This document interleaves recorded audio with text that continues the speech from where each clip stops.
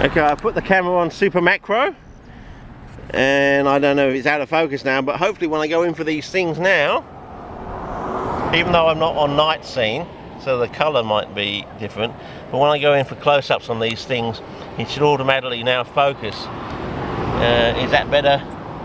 Do you want to go down low for Ross Graham? I don't know, but I don't know if it's working or not, because as I said, my lens is, let's say it's black and white thing now, and I can't see anything with the sunlight at this sort of intensity in the black and white lens. But anyway, it's just an experiment. I might try it with just the macro function on the night scene. We'll try that now, I think.